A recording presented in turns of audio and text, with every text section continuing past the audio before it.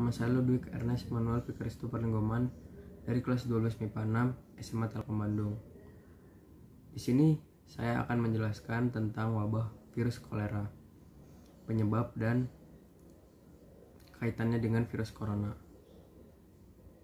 Langsung saja kita lihat.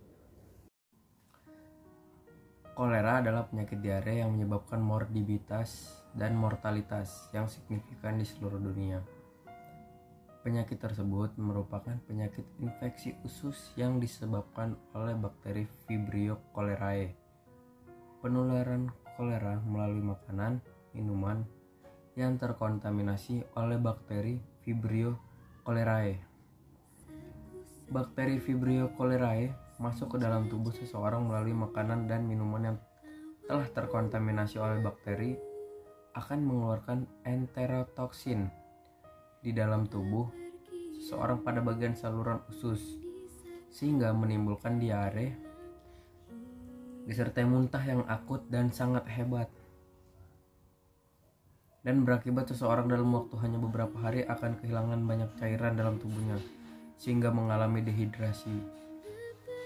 Di Surabaya sendiri, pada saat itu kolera menyebar melalui air sanitasi yang buruk karena tidak adanya fasilitas yang memadai terhadap MCK, mandi cuci kakus, sehingga air tersebut terpapar bakteri Vibrio cholerae. Seperti halnya SARS-CoV-2 atau COVID-19, wabah kolera juga tidak luput berbicara mengenai interaksi manusia dengan alam seperti apa yang dikatakan E.G. Smith, yaitu wabah seringkali muncul akibat dari persimpangan komunitas manusia dengan satwa liar, di mana kita berekspekulasi datangnya wabah ini berasal dari satwa liar. Tetapi kita mengaburkan salah satu akar dari pandemi ini, ianya hilangnya habitat. Perluasan kota, penebangan pohon, kawasan industri, hingga mereduksi habitat-habitat satwa liar.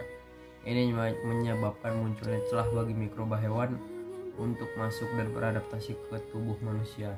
Dan mikroba ini akan berubah menjadi patogen atau parasit pada manusia dan inang yang mematikan. Sebenarnya kolera ini tidak beda jauh dengan COVID-19.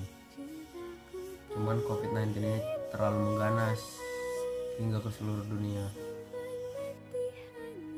Dan hari ini pandemi COVID-19 makin menunjukkan keganasannya melahap setiap insan manusia yang dijangkitnya.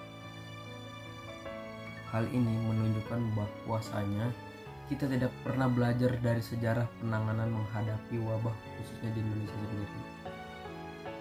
Pada masalah seperti wabah flu Spanyol, pes, hingga kolera terjadi di Indonesia, khususnya di kota Surabaya pada periode 1901 sampai 1927. Dalam adaptasi ekonomi, langkah preventif, kebijakan new normal yang diambil pemerintah sekarang malah seakan berbenturan dengan keinginan menyudahi wabah ini.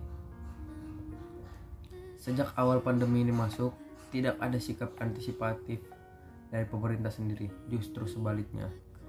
Mereka malah bersikap anti sains dengan guyonan seperti kita kuat karena makan nasi kucing dan lain-lain. Hal ini memiliki implikasi yang serius.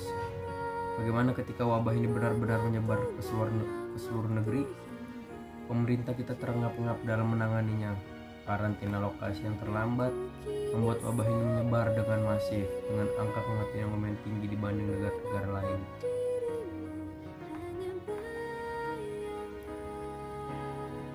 Jadi kita sebagai warga negara Indonesia harus belajar dari sejarah Indonesia dan sejarah dari pandemi kolera agar kita lebih berhati-hati dan disiplin terhadap cuci tangan, menjaga pola makan, dan tidak sembarangan untuk memegang apapun di luar sana. Sekarang kita sedang mengalami pandemi COVID-19 di mana kita harus memakai masker, cuci tangan yang bersih setiap detik, membawa hand sanitizer.